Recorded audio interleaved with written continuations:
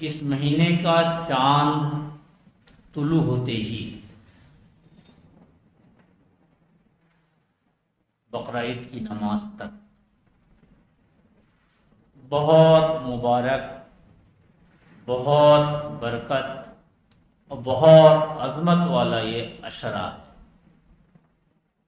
جیسے رمضان کے بارے میں آپ جانتے ہیں کہ اس کے 3 عشرہ ہوتے ہیں، اول، اوسط اور اخیر۔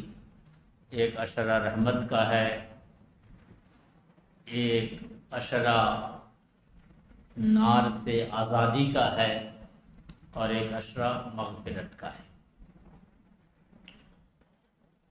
رمضان میں ایک رات ضرور ایسی ہوتی ہے جس کو ہم لیلۃ القدر کی رات کہتے ہیں، اور وہ رات سال بھر کی راتوں میں افضل ترین رات ہوتی ہے۔ مگر وہ رات کون سی ہوتی ہے اس کے بارے میں ہم وثوق کے ساتھ کچھ نہیں کہہ سکتے کہ وہ رات کون سی ہے۔ اتنا معلوم ہے کہ رمضان میں ہے، لیکن یہ جو ایام ہیں، یعنی یہ جو چاند نکلتے ہی شروع ہو جاتا ہے ذی الحجہ کا مہینہ، اور بقرہ عید کی نماز 10 تاریخ کو پڑھتے ہیں نا، تو یہ پہلا عشرہ جو ہے ذی الحجہ کا، یہ رمضان سے بھی افضل ہے۔ حدیث حضرت عبداللہ ابن عباس رضی اللہ تعالی عنہ سے روایت ہے، فرماتے ہیں کہ رسول اکرم صلی اللہ تعالی علیہ وآلہ وسلم نے فرمایا، ایسے کوئی ایام نہیں جن میں نیکیاں رب تعالیٰ کو ان 10 دنوں سے زیادہ پیاری ہوں، ان 10 دنوں سے زیادہ پیاری ہوں۔ لوگوں نے عرض کیا، یا رسول اللہ صلی اللہ تعالی علیہ وآلہ وسلم، اللہ کی راہ میں جہاد بھی ان سے زیادہ پیارا نہیں؟ فرمایا، اللہ کی راہ میں جہاد بھی ان سے زیادہ پیارا نہیں، سوائے اس کے کہ جو اپنی جان اور مال لے کر نکلا اور کچھ واپس نہ لایا۔ یعنی ایک آدمی اللہ کی رضا کے لیے اللہ کی راہ میں نکل گیا اور اس کے گھر میں لاش آئی اور وہ بھی شہادت کی، شہید ہو گیا، وہ افضل ہوگا۔ ورنہ یہ جو 10 دن ہیں اس میں کوئی دوسرا عمل افضل نہیں ہے، یہ سب سے زیادہ پیارا عمل یہ ایام ہیں۔ اس میں جو بندہ نیکیاں کرتا ہے وہ رب کو زیادہ پسند ہے۔ اب آپ سوال کر سکتے ہیں کہ بھئی رمضان میں لیلۃ القدر ہے، مگر ہم نے کہا کہ وہ کب ہے پتہ نہیں، مگر اس میں عرفہ ہے اور یہ کنفرم ہے۔ عرفہ جس دن حج ہوتا ہے، حج جس دن سارے حاجی میدان عرفات میں ہوتے ہیں، اس دن کو یوم عرفہ کہا جاتا ہے، اور وہ تاریخ ہے 9 ذی الحجہ کی، یعنی بقرہ عید کے نماز سے ایک دن پہلے یہ عرفہ کی دن ہے، اور اس دن بندہ کا حج ہوتا ہے، حج۔ اور حج وہ عمل ہے جو بندہ کو بالکل پاک صاف ستھرا کر دیتا ہے۔ حدیث پاک میں ہے، اللہ کے رسول صلی اللہ تعالی علیہ وآلہ وسلم کہتے ہیں کہ جب بندہ حج کا ایک رکن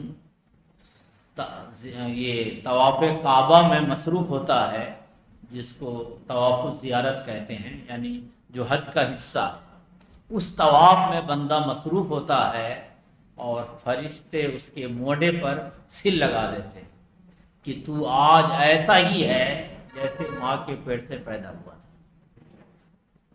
یعنی آج تک جو تمہاری خطائیں تھیں، گناہ تھے، وہ اللہ نے معاف کر دیا، آئندہ آنے والے دنوں میں تم گناہوں سے بچتے رہنا۔ یہ حج کی فضیلت ہے، اور یہ حج کس دن ادا کیا جاتا ہے؟ 9 ذی الحجہ، جس کو ہم یوم العرفہ کہتے ہیں، عرفہ کا دن۔ اور اس دن روزہ رکھنا رمضان اور محرم کے بعد سب سے اہم ہے۔ کس کا روزہ؟ عرفہ کا روزہ۔ وہ عرفہ جو جاہلوں میں مشہور ہے، وہ کون سا عرفہ معلوم؟ کہ شب برات سے پہلے جب کسی کے یہاں موت مٹی ہو جائے، کسی کا انتقال ہو جائے، تو شب برات سے ایک دن پہلے لوگ فاتحہ کراتے ہیں اور اس فاتحہ کا نام دیتے ہیں عرفہ۔ شریعت میں، دین میں، اسلام میں وہ راستہ جو رسول کونین صلی اللہ علیہ وسلم اللہ عز و جل کے یہاں سے ہمارے لیے لے کر آئے، اس میں اس کی کوئی گنجائش نہیں۔ اس میں لوگوں کا تصور ہوتا ہے کہ یہ فاتحہ کر دینے کے بعد یہ روحیں ان روحوں سے مل جاتی ہیں جو پہلے چلے گئے ہیں۔ تمہاری کیا اوقات، تمہاری کیا اوقات کہ تم ایک فاتحہ کر کے روحوں کو ملا دو؟ ارے میاں، یہ تو اللہ عز و جل کا کام ہے۔ روحیں کہاں رہتی ہیں؟ روح قبض کرنے کے بعد عرش کے سایہ میں رہتی ہیں، یا اعلیٰ علیین میں رہتی ہیں، یا چاہے زمزم میں رہتی ہیں۔ یہ تو بندہ کے اعمال کے اعتبار سے ہوتا ہے۔ تم کو کیا معلوم کہ ان کی روحیں کہاں تھیں، تم کہاں ملا دیتے ہو؟ یہ جہالت ہے، بدعت ہے، خرافات ہے۔ اسلام میں، دین میں اس کی کوئی گنجائش نہیں ہے۔ ہاں، عرفہ کی اہمیت ہے، لیکن عرفہ ہے کون؟ وہ 9 ذی الحجہ، جس دن حاجی میدان عرفات میں ہوتے ہیں۔ اور اس عرفات میں حاجی جب اپنے رب سے دعا کرتا ہے، گڑگڑاتا ہے، روتا ہے، تو اللہ تعالیٰ اس کے حج کو قبول کرتا ہے، اس کے گناہوں کو معاف کرتا ہے۔ ایک حدیث پاک کا مفہوم ہے کہ اللہ تعالیٰ فرشتوں پر فخر کرتا ہے، فرشتوں سے کہتا ہے یہ میرے بندے ہیں، دور دراز سے آئے ہیں، کوئی کسی علاقے سے، کوئی کسی علاقے سے، دنیا کے کونے کونے سے یہاں اکٹھا ہوئے ہیں، ایک ہی لباس ہے، ایک ہی طرز ہے اور ایک ہی ترانہ ہے، لبیک اللہم لبیک لبیک لا شریک لک لبیک ان الحمد والنعمت لک والملک، ایک ہی ترانہ ہے۔ تو اے میرے فرشتوں، تم گواہ رہنا، اگر ان کے گناہ سمندر کے جھاگ برابر ہوں، ریتوں کے ذرات برابر ہوں، تب بھی ہم ان کے گناہوں کو معاف کر دیتے ہیں۔ تو یہ کب اعلان ہوتا ہے؟ 9 ذی الحجہ میدان عرفات میں حاجیوں کے لیے۔ لیکن جو حج میں نہیں جا سکا، وہ تو گھر میں ہے نا، وہ عرفہ کا روزہ رکھے، اس کی بہت فضیلت ہے۔ 9 ذی الحجہ یعنی یہ جو تاریخیں چل رہی ہیں، آج دوسری تاریخ ہے، 9 تاریخ کو آپ روزہ رکھیے، اور یہ جو 10 دن ہے، اس 10 دن کو آپ خصوصی عبادت میں گزاریے، کم از کم گناہوں سے بچیے، کیونکہ یہ جو 10 دن ہیں یہ رمضان سے کم نہیں ہیں بلکہ بڑھ کر ہیں۔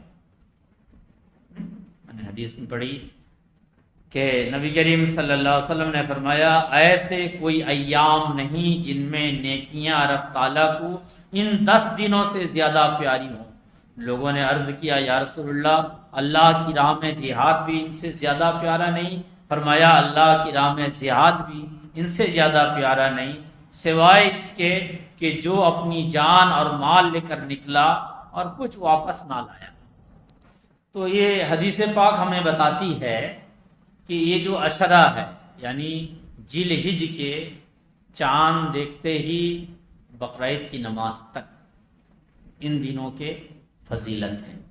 پھر آپ کو معلوم ہے کہ 9 ذی الحجہ کی صبح کی نماز سے 13ویں کی عصر تک ایام تشریق ہے، کہ ہر نماز کے بعد آپ کہتے ہیں اللہ اکبر اللہ اکبر لا الہ الا اللہ واللہ اکبر وللہ الحمد، اللہ اکبر اللہ اکبر لا الہ الا اللہ واللہ اکبر اللہ اکبر وللہ الحمد۔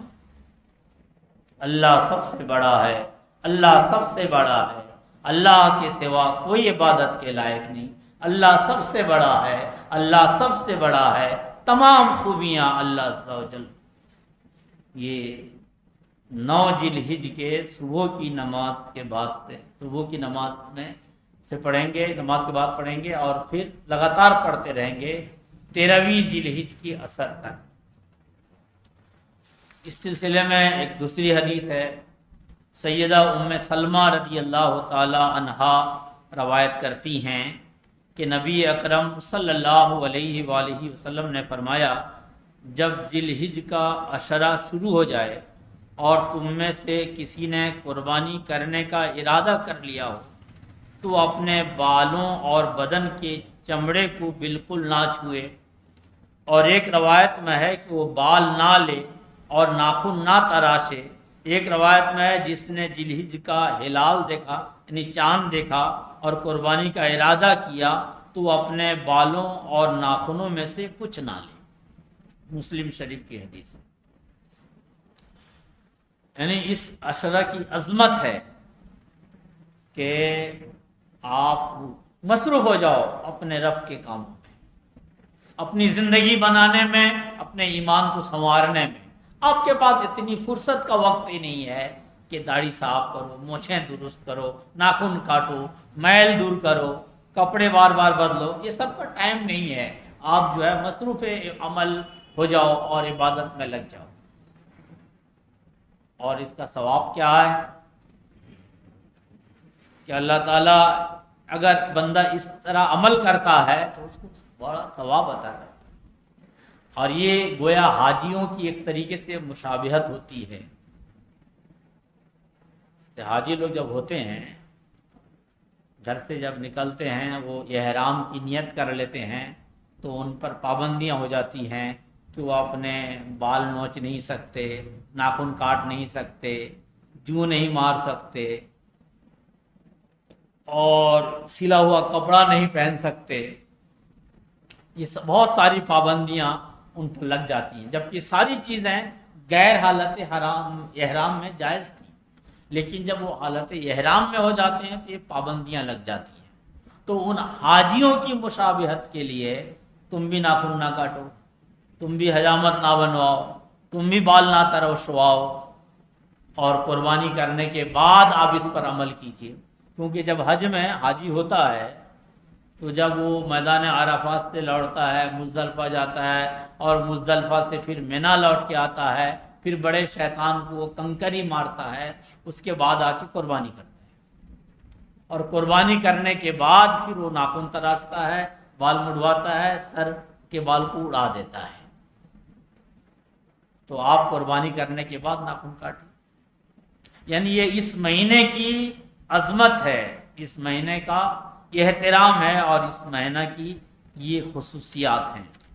ये महीना बज़ाहिर रमज़ान नहीं है मगर रमज़ान से कम नहीं है, क्योंकि रमज़ान में जो शब कदर है वो मालूम नहीं है कि किस रात है, मगर इन 10 दिनों में आरफा का दिन मालूम है कि आज का दिन है।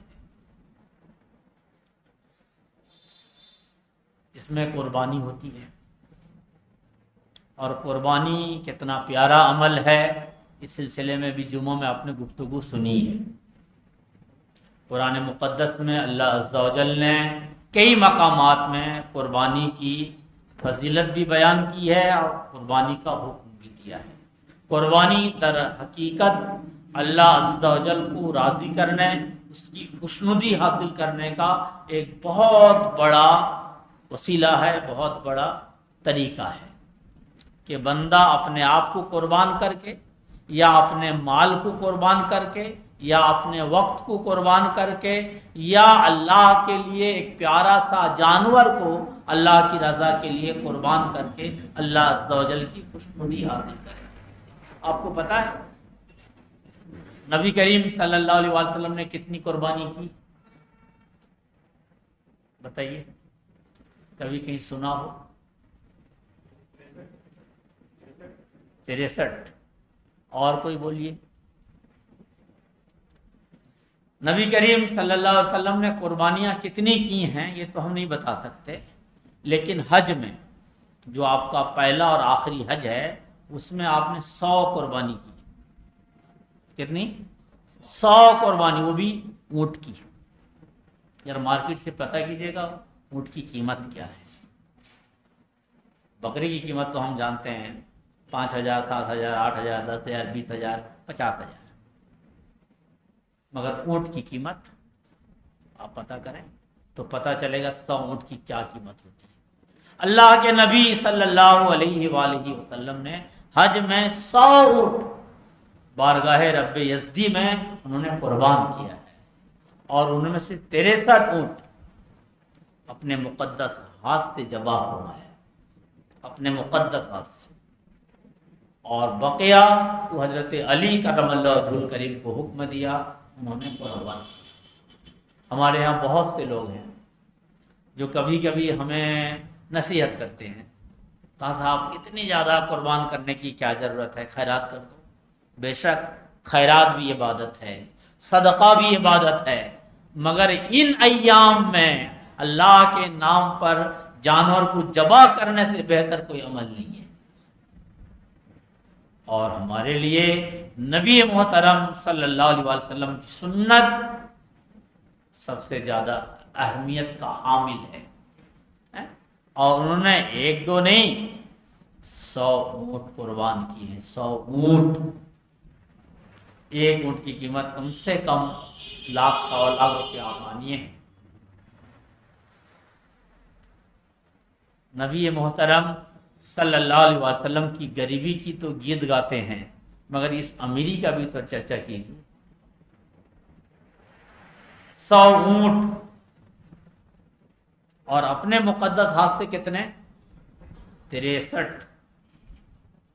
اور نبی کریم صلی اللہ علیہ وسلم رحمت للعالمین ہیں، اور نبی کریم صلی اللہ علیہ وسلم سب سے زیادہ رحم کرنے والے، سب سے زیادہ نرم دل، اور سب سے زیادہ دوسروں کا احساس کرنے والے۔ اس لیے اگر آپ کسی جانور کو ذبح کرنے میں کہتے ہیں نہیں صاحب یہ ظالمانہ عمل ہے، یہ آپ کی شیطانیت ہے۔ کیونکہ اگر کسی کو آپ ستا رہے ہو، کسی کو بے وجہ مار رہے ہو، کسی کو بے وجہ تکلیف دے رہے ہو، تو بے شک یہ برا عمل ہے، یہ ظلم ہے، یہ جرم ہے، یہ خطا ہے۔ لیکن اگر رب عز و جل کی رضا کے لیے قربان کرتے ہو تو یہ عمل بھی قابل مبارکباد ہے۔ اور یہاں یہ کہنا کہ صاحب مجھے بس کا نہیں ہے، مجھے تو ترس آتا ہے، یہ ترس نہیں، یہ آپ کی جہالت ہے۔ اس لیے آپ اللہ کے نام پر اگر قربانی کرتے ہیں تو کوشش کیجیے آپ اپنے ہاتھ سے کریں۔ یہ بھی مصطفیٰ کریم صلی اللہ علیہ وآلہ وسلم کی سنت ہے۔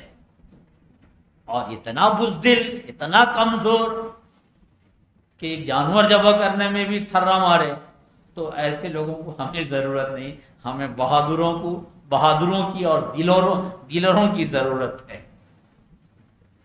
ٹھیک، تو حضرت علی کرم اللہ وجہ الکریم کو حضرت حنش رضی اللہ تعالی عنہ فرماتے ہیں، سے روایت ہے، فرماتے ہیں میں نے حضرت علی رضی اللہ تعالی عنہ کو 2 بکرے ذبح کرتے دیکھا، تو میں نے ان سے عرض کیا یہ کیا ہے کہ آپ اکیلا ہیں، 1 بکرا آپ کے لیے کافی ہے، تو آپ 2 بکرا ذبح کیوں کر رہے ہیں قربانی میں؟ آپ نے فرمایا بے شک رسول اکرم صلی اللہ تعالی علیہ وآلہ وسلم نے مجھے وصیت کی تھی کہ میں آپ کی طرف سے قربانی کروں، تو میں آپ کی طرف سے قربانی کرتا ہوں۔ یعنی حضرت حنش ایک صحابی ہیں، تو کہتے ہیں کہ حضرت علی کو میں نے یہ عمل کرتے دیکھا، 2 بکرا ذبح کر رہے تھے، میں نے پوچھا یہ کیا ہے، کیونکہ میں سمجھتا ہوں 1 بکرا کافی ہے۔ انہوں نے کہا کہ بے شک یہ میرے لیے 1 بکرا کافی ہے، دوسرا بکرا ہم رسول اکرم صلی اللہ علیہ وسلم کے لیے قربان کر رہے ہیں۔ کیوں؟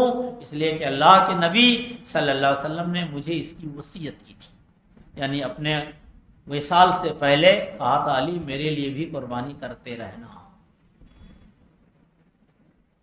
آپ مرنے سے پہلے اپنے اولاد کو بولو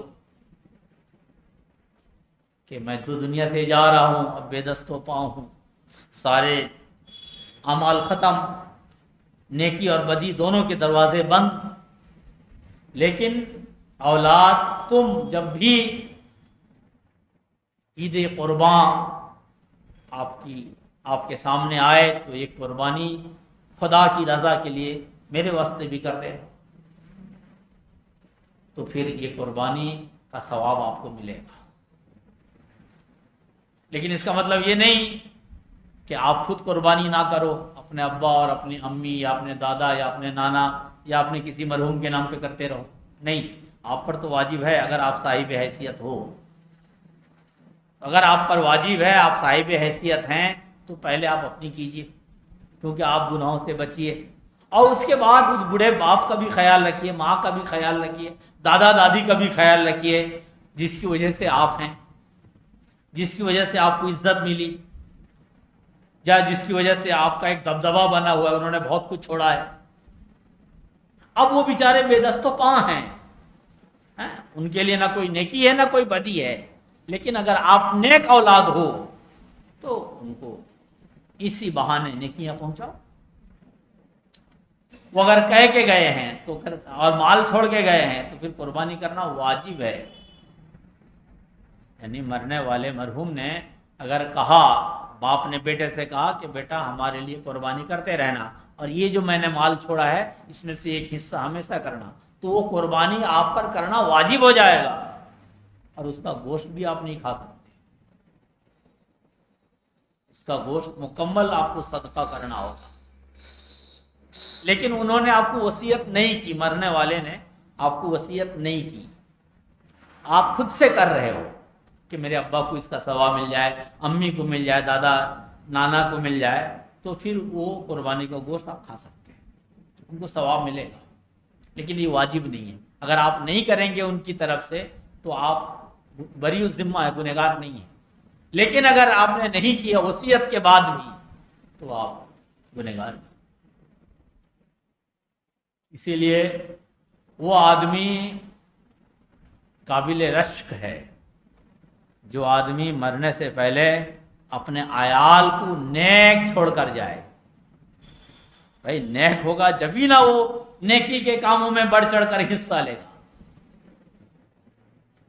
تو سیدنا علی کرم اللہ وجہ الکریم نے فرمایا کہ میں نبی کریم صلی اللہ علیہ وآلہ وسلم کے لیے بھی قربانی کرتا ہوں، اس لیے کہ یہ نبی کریم صلی اللہ علیہ وسلم کی وصیت ہے۔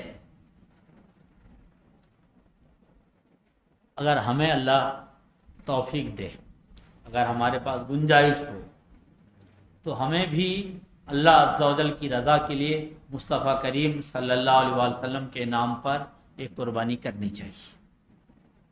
یہ واجب نہیں ہے، لیکن محبت کا تقاضا ہے، کیونکہ ہم کو تو یہ پتا ہے نا کہ نبی کریم صلی اللہ علیہ وسلم تشریف لائے اور ہمیں دین سکھایا، اللہ کی کتاب دی، نصیحتیں فرمائیں، فرمان رکھا اور تشریف لے گئے، یہ تو ہم کو پتہ ہی ہے۔ لیکن نبی کریم صلی اللہ علیہ وسلم اس وقت ہمارے لیے قربانی کر گئے ہیں جب ہم باپ کے پشت میں بھی تھے نہیں تھے، ماں کے پیٹ میں بھی نہیں آئے تھے۔ نبی کریم صلی اللہ علیہ وسلم نے ایک قربانی کی اور فرمایا یہ میری عیال کی طرف سے اور میری امت کی طرف سے، یہ میری عیال کی طرف سے اور یہ میری امت کی طرف سے۔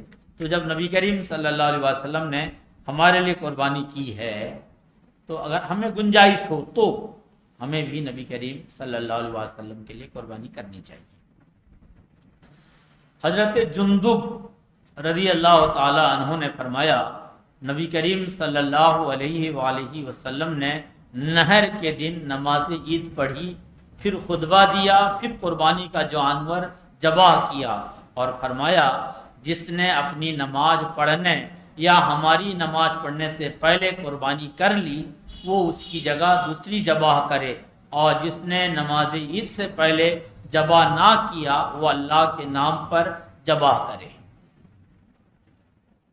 یعنی اس حدیث میں اللہ کے نبی صلی اللہ علیہ وسلم نے یہ فرمانا چاہا کہ قربانی کا جو وقت ہے وہ نماز بقرعید کے بعد ہے، اور یہ بھی فرمایا کہ قربانی واجب ہے، اور یہ بھی واضح فرمایا کہ اگر کسی نے نماز عید سے پہلے قربانی کر لی تو وہ قربانی نہیں ہے، گوشت ہے، لہذا نماز پڑھنے کے بعد پھر دوبارہ قربانی کرے، اور جس نے نہیں کی ہے وہ سیدھا نماز پڑھے، خطبہ سنے اور اللہ عز و جل سے دعا کرے، پھر گھر آئے اور بسم اللہ اللہ اکبر کہہ کے اللہ کی رضا کے لیے قربانی کرے۔ یعنی قربانی کا جو وقت ہے وہ نماز پڑھنے کے بعد ہے، اور قربانی واجب اس لیے کہ وہ آپ نے فرمایا کہ جس نے پہلے قربانی کر لی ہے دوبارہ کرے، اگر واجب نہ ہوتا تو آپ دوبارہ کرنے کا حکم نہیں دیتے۔ حضرت عبداللہ ابن عمر رضی اللہ تعالی عنہ سے روایت ہے، فرماتے ہیں کہ رسول اکرم صلی اللہ علیہ وآلہ وسلم مدینہ منورہ میں 10 سال قیام پذیر رہے، اس عرصہ میں مسلسل قربانی کرتے رہے۔ یہ 2 ہجری میں قربانی کا وجوب کا اللہ عز و جل کے ہاں سے حکم آیا۔ اللہ عز و جل نے فرمایا اِنَّا أَعْطَيْنَاكَ الْكَوْثَرَ فَصَلِّ لِرَبِّكَ وَانْحَرْ، فَصَلِّ لِرَبِّكَ وَانْحَرْ، اپنے رب کے لیے قربانی کیجیے، نماز پڑھیے اور قربانی کیجیے۔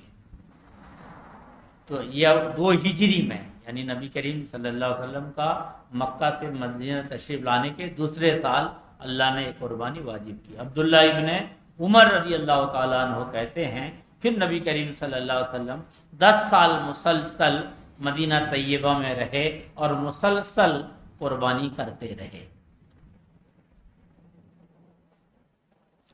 حضرت زید ابن ارقم رضی اللہ تعالی عنہ سے روایت ہے، فرماتے ہیں کہ رسول اکرم صلی اللہ علیہ وآلہ وسلم کے صحابہ نے عرض کیا یا رسول اللہ صلی اللہ علیہ وآلہ وسلم یہ قربانیاں کیا ہیں؟ یعنی اس قربانی کی فضیلت کیا ہے، قربانی کی اہمیت کیا ہے، اور قربانی کی اتنی عظمت کیوں؟